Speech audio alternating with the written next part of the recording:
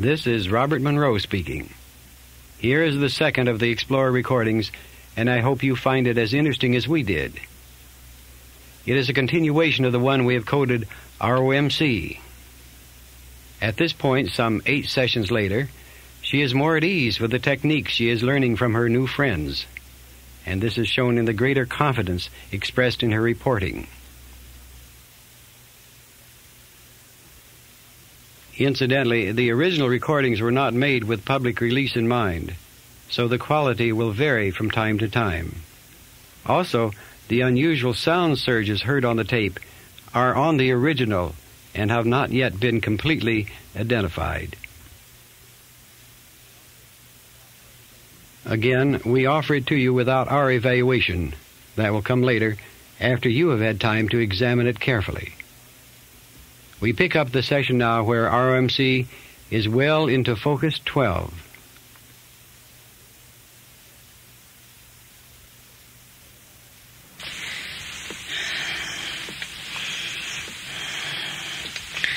I could just see different, it's almost, I've suddenly got into different parts of myself. I can see, could hear the throb of excitement around me, and this beautiful, beautiful girl. I'm just watching her and following her just a little bit to see what she's doing.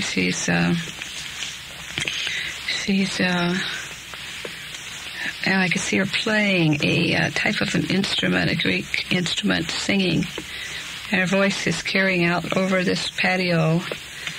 And she's singing for several, they're like Greek, people dressed in Greek outfits. They're sitting out in the garden.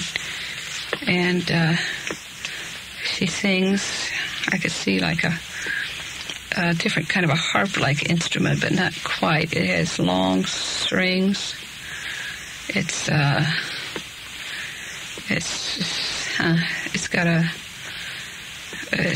just a little different. It's not like a harp that you could hold it in your hand. And she's singing, and I realize that she's like she's a part of this temple. She's sort of favored. She's it's like she's a servant, so to speak, but she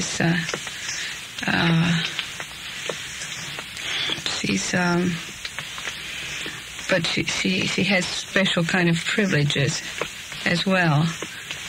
Now, I think that she might be actually realizes she's probably a temple prostitute too, but she's one of the more privileged because she's able to use her other talents and abilities and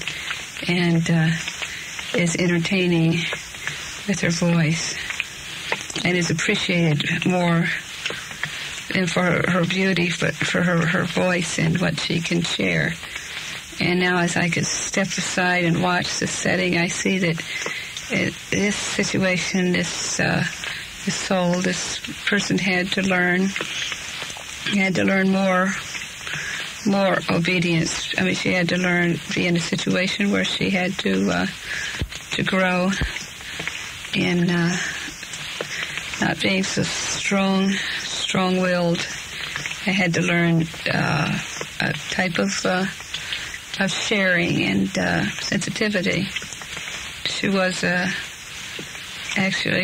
very, very sensitive person and was appreciated because she was able to fit right into the situation there. And she didn't live too long in this lifetime. It seems that she died at a fairly early age of seems like some type of a disease, but yet it was a fulfilling lifetime. She was less lonely because she was using her abilities. Now I'm back still looking into this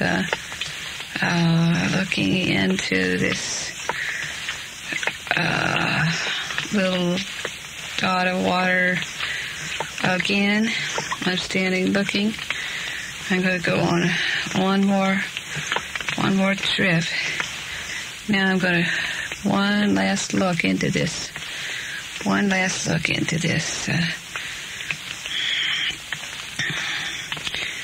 Okay.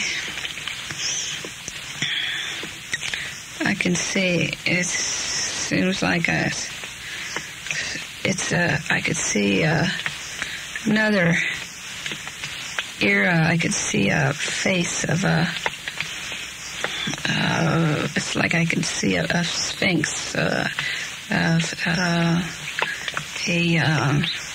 it's like back in Egypt. Again, it's thriving. There are all people around, just lots of people dressed in beautiful, beautiful robes, and it's just like being down in the heart of New York City. People are just milling around and walking around, working. Very, very active. Let's see, they're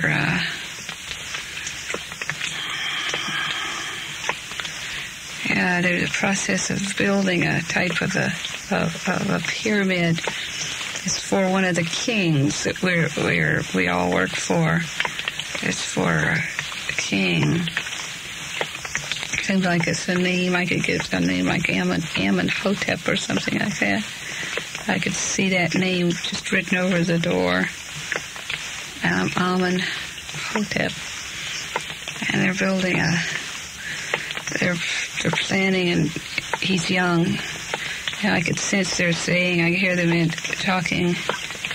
He's a young king at this time, but they have to plan to build this for him, for his burial.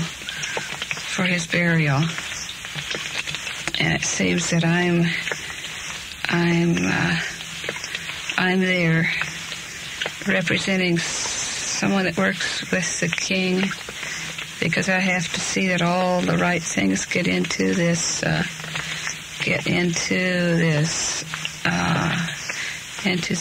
tomb. But it seems like the tomb has to be used for other things before it's going to be a tomb, and that's why it must be built early in the reign of this king. And I could see that there are many, many, many people working, many other servants that work for this king, and we're all helping to sort of, it's like eternal life. We're helping to bring eternal life, so to speak, to this king. Hopes to be able to find the secret to eternal life, because he feels that if he plans it right, he won't have to die. And it's like ceremonies are planned for this as it's being built. For each zone, every part of it that's going to be built, there will be a special type of ceremony that's going to be done. Now, there's so much here to see that I'm not going to be able to finish. I'm going to have to come back and study this, because it's an important lifetime here where there are aspects of some important study into the nature of reality. But we'll come back to this. Well, perhaps now you can appreciate some of the attractions of becoming and being an explorer. I hope you enjoyed this particular session.